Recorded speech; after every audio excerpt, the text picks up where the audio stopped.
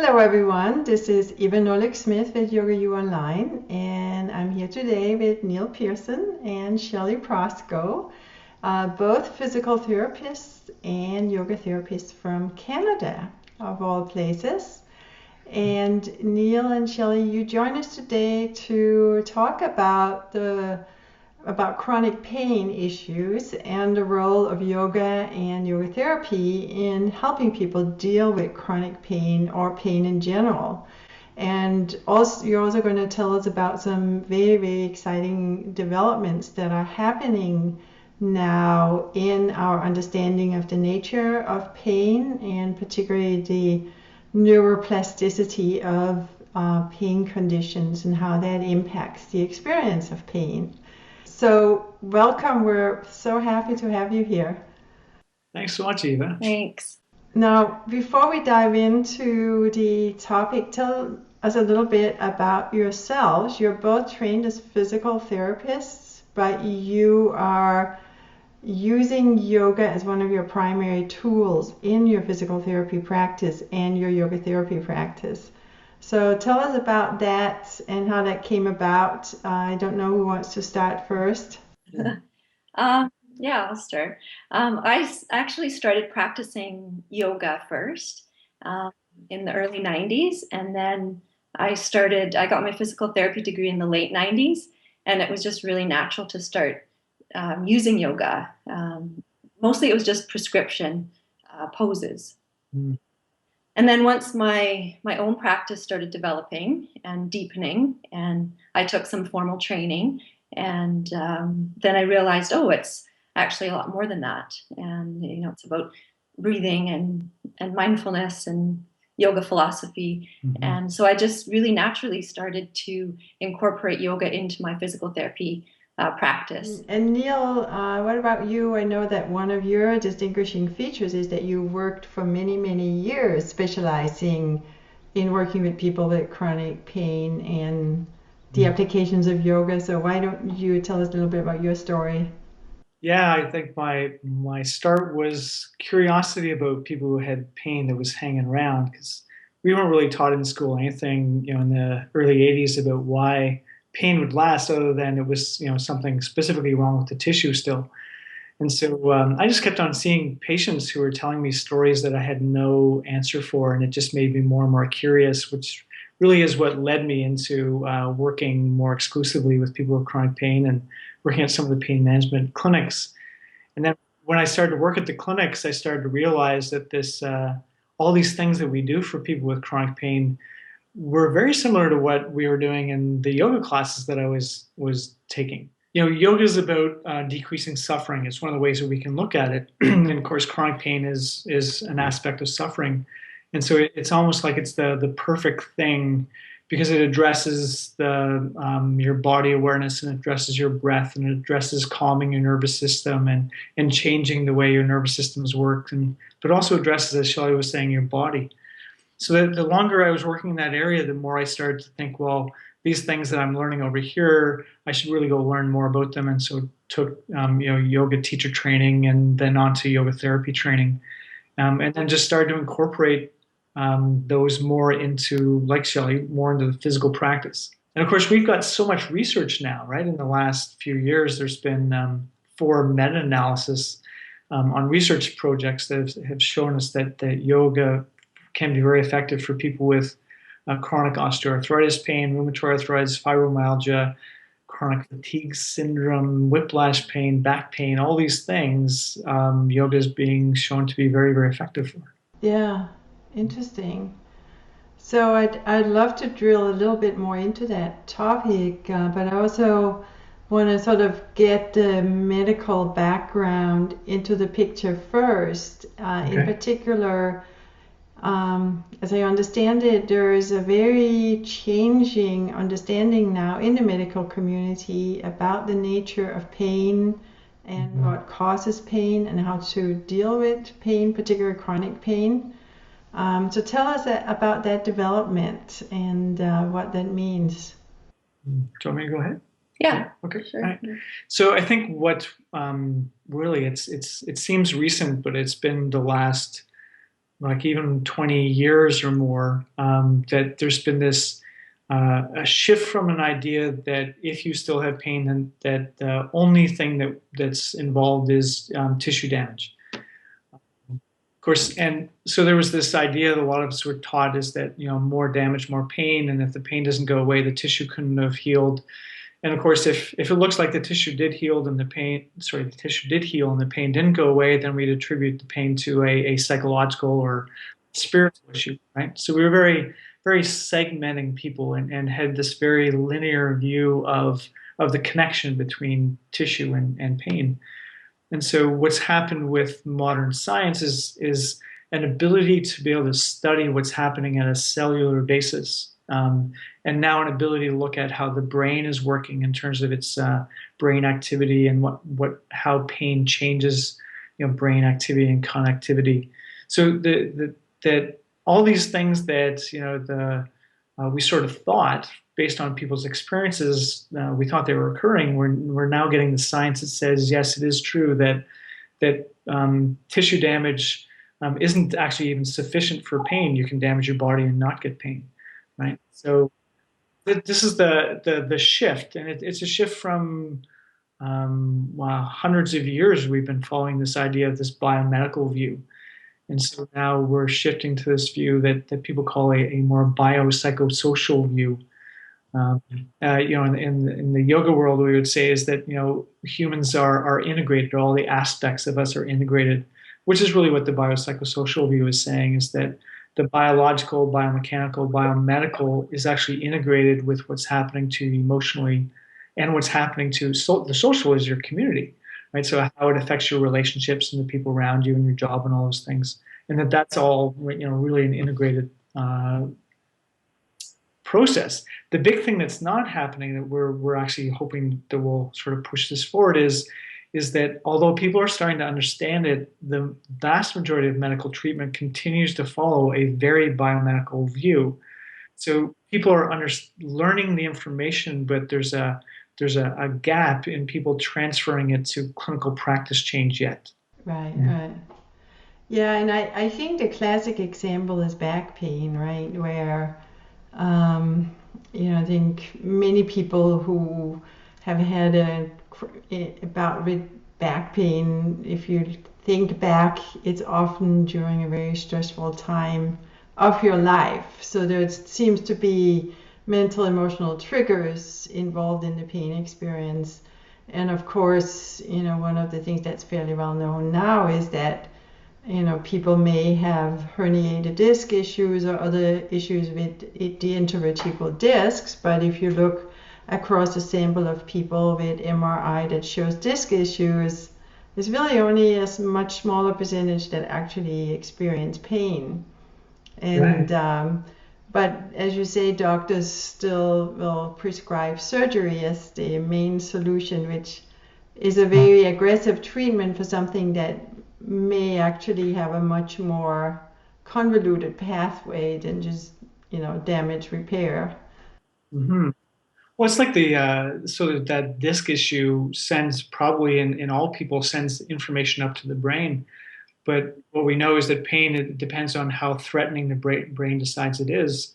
And so it makes sense that if there was a lot of stress in your life, our brain is going to interpret that as being way, way, way bigger in the face of that, which of course leads us to the conundrum that a lot of people have trouble with is, was it the stressful life event that gave you the back pain, or was it what happened in your back that actually gave you the signals and then this other problem compounded it? And I think what we like to do is say, it doesn't matter, right? Is that what we want to do is get people to recognize that pain involves all that stuff. And so we want to use yoga to work on changing how stress affects us and changing how our body works.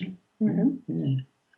Yeah, and of course there is the whole phenomenon of when you're tense and anxious and stressed, you will tend to tense your body a lot more, and I would imagine that kind of tissue tightness can also exacerbate any pre-existing weakness in the body. Well, you see that a lot in pelvic health, right? Mm-hmm. Yeah. In fact, a lot of the pelvic pain dysfunctions can be related to pelvic floor muscle tension or or tightness, or whatever word you want to use, hypervigilance or over-recruited, because of the emotional, fear, anxiety, depression can play into pelvic floor muscle health. Yeah, so that would show up as pelvic pain. It can. Yeah, very interesting. And Shelly, do you want to tell us about this whole new line of research into neuroplasticity and pain, and what that means and what the researchers are finding? Yeah, I'll try my best at answering that. That's a big question. That's a huge question. So what the researchers are finding and what that means, what I'll comment on is neuroplasticity. I mean, basically, we know that the nervous system can change with practice and regularity. We know that changes can be made. And so that would be like the wiring of the neurons in the brain. Yeah, I mean, the messages, it could be, from one nerve cell sends a message to another nerve cell. So along that path, perhaps the second nerve cell could be more sensitive. The threshold could be a little bit lower. The changes can be made in the brain as well. Brain can misinterpret information that comes in from the body. So if something isn't necessarily dangerous, the brain may think that it is. Mm-hmm. So then the output in the body could be things like spasm or weakness or a sensation of pain. Or so neuroplasticity, just getting back to that question, is really that these changes in the nervous system can take place at any level. So it could be, like I said, at the junction where one nerve enters another one, at the level of the brain and the spinal cord. Yeah. And the really good news is that means we can change it back. Mm-hmm. Well, that's one of the cool things about this word of neuroplasticity, is that plastic can be molded into like pretty much any shape you want. It's just not easy to do. And if it gets molded into this new shape, so if your nervous system starts to act in a new way because of pain that's been there for a while, we need to recognize that neuroplasticity says, yes, you can mold it back close to where it was before, but again, it's not going to be easy. And that's been a big issue we've seen in the area of pain management, is this idea of what we want less pain right now. But in yoga, what we do, right, is we give people that opportunity to practice repetitively with enough frequency so that that's what's needed to change things back so much better than just like doing it once a week kind of thing. And the research, we used to think that the brain didn't change. We used to think that the nerve cells and the neurons, only changed or only adapted to a certain age. So we've known for quite a while now that that's not the case. Mm-hmm. Yeah. Yeah, it's interesting because I think anyone who has had a acute episode of back pain has experienced this very strange mechanism of muscle spasm that comes like seemingly out of nowhere and leaves you in excruciating, unpredictable pain that's very, very difficult to deal with. And one of the things that has been so interesting in my experience, the times I've had that, is how it seems to be a pain mechanism that bypasses the brain and that is sort of between the muscle and the spinal cord, because you can be okay and then you make a movement that brings you towards the zone of the weakness or the vulnerability, and the muscle instantaneously clamps up, and it's almost like you have to re-educate that muscle about what its safety zone is. So it's a very interesting experience how you think the body knows everything, but in this case, no, actually the body has a misunderstanding, or the muscle has a misunderstanding, and there's a slow process of developing another awareness on the level of the muscle to help it, be able to have a fuller range of motion. Right. Well, and one of the things that we come across is people have the idea that the body will do what's ever best for itself or best for us. And that's really not the way the system works. The system works to, survival is the most important thing. So it will do what it takes to protect itself. Fortunately, sometimes those protection responses aren't what we as individuals want, right? We want less pain, less suffering, better ease of movement, quality of life. But the way the nervous system and muscles and all that stuff is set up is, its priority number one is to protect us. And that's where sometimes that protection mechanism gets so, as you said, hyper vigilant, right? So at a hand and getting back to what you said, is we need to retrain it, right? To train it not to protect us with such vigilance, with such aggressiveness. And the one thing too that Neil always talks about is the nervous system gets better and better at making that mistake, of misinterpreting the threat. And so it's a lot of hard work and persistence, but like it can change, but it's just it just keeps learning how to make that mistake, I guess. Yeah. You see that when you work with people with chronic pain? Absolutely, yeah. And as you said, it's hard to change those things back, right? When you move a little bit and all those muscles spasm, what we need to do is provide the person with an experience where that doesn't happen. And if you can do that repetitively, then the system will learn a new pattern. Yeah. Instead of going into protection mode every time. Yeah. It's if you're sitting on your couch at home at night, you just watch a Stephen King movie and you're there by yourself and somebody taps on the window behind you, you might just like jump right out of your clothes, right? But you could actually learn to not have that happen, right? If it happened enough and you learned that it was actually safe when someone tapped on the window, after a while you wouldn't do it anymore. But it's going to take some work. Yeah. So which are the mechanics by which yoga, Neil, you made reference to some meta-analysis showing that yoga can help with various types of pain issues. Yeah. And so is it that there are like many different levels,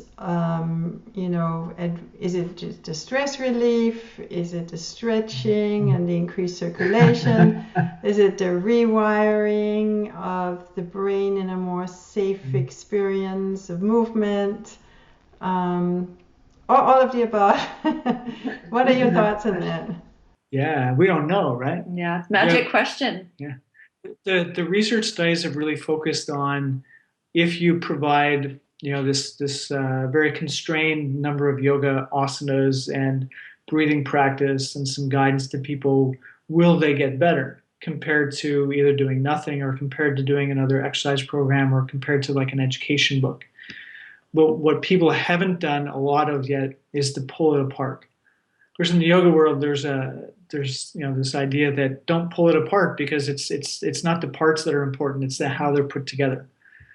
So there is some evidence that says that the meditation, we know that meditation does certain things to our chemistry and to our brain and nervous system, immune system. We know that some breathing practices can change our chemistry in lots of different ways in our fight-flight system.